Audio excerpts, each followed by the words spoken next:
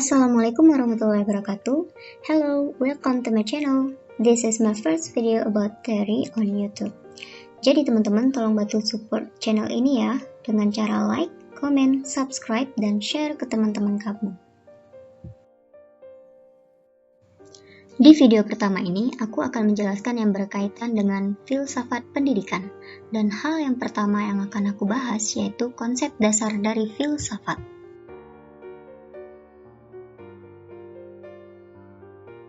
Istilah filsafat dapat ditinjau dari dua segi, yakni yang pertama segi semantik, yang artinya perkataan filsafat berasal dari bahasa Arab, falsafah yang berasal dari bahasa Yunani, filosofia yang berarti philos atau cinta, suka, dan sophia artinya pengetahuan atau hikmah.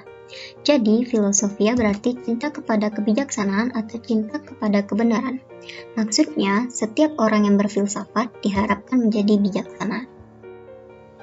Dari segi praktis, dilihat dari pengertian praktisnya, filsafat berarti alam pikiran atau alam berpikir. Berfilsafat artinya berpikir, olah pikir. Namun, tidak semua berpikir berarti berfilsafat. Berfilsafat adalah berpikir secara mendalam dan sungguh-sungguh. Tegasnya, filsafat adalah hasil akal seorang manusia yang mencari dan memikirkan suatu kebenaran dengan sedalam-dalamnya. Tetapi banyak di antara filsuf memberikan definisi yang berbeda-beda. Menurut Aristoteles, filsafat adalah ilmu pengetahuan yang meliputi kebenaran yang terkandung di dalamnya ilmu-ilmu metafisika, logika, retorika, etika, ekonomi, politik, dan estetika. Kewajiban filsafat adalah menyelidiki sebab dan asas segala benda.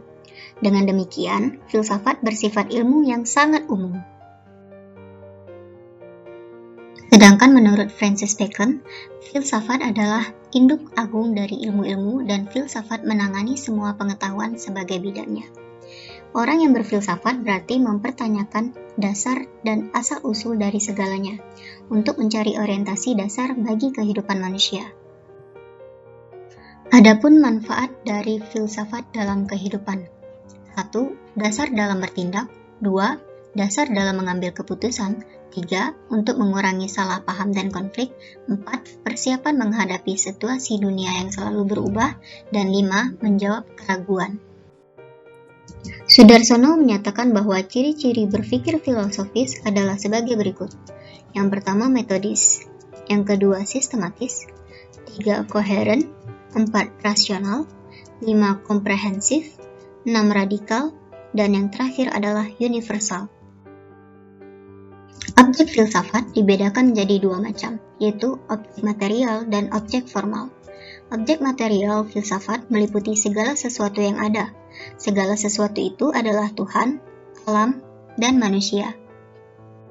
Sedangkan objek formal, dari sudut pandang hakikatnya, hakikat ada artinya kebenaran yang sesungguhnya atau yang sejati, yang esensial, bukan yang bersifat kebetulan.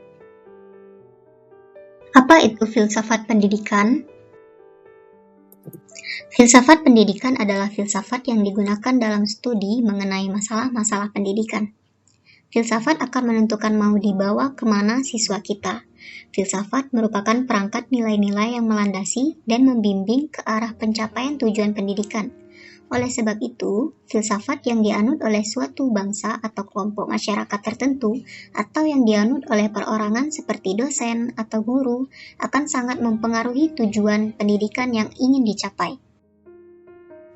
Apa yang menjadi persoalan filsafat?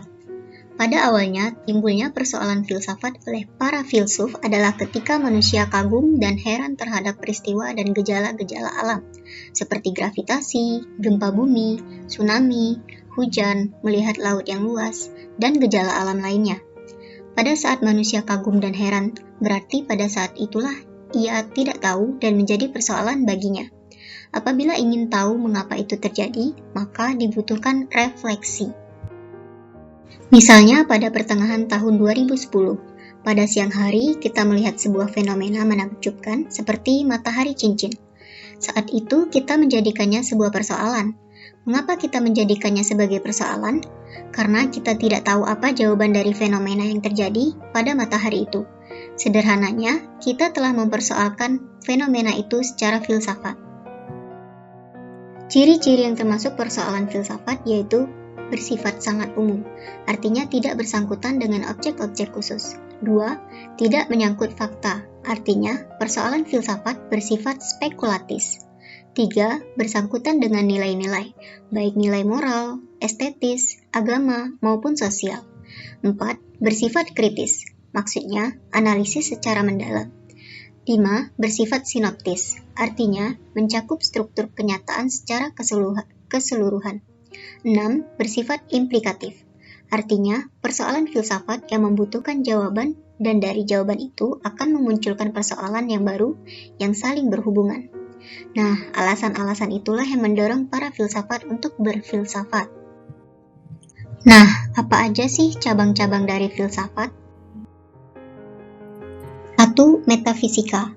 Istilah metafisika berasal dari bahasa Yunani yaitu metafisika, yang dapat diartikan sebagai sesuatu yang ada di balik atau belakang benda-benda fisik. 2. Epistemologi. Epistemologi mempersoalkan kebenaran pengetahuan. 3. Aksiologi. Aksiologi adalah cabang filsafat yang mempersoalkan penilaian atau yang berhubungan dengan nilai guna.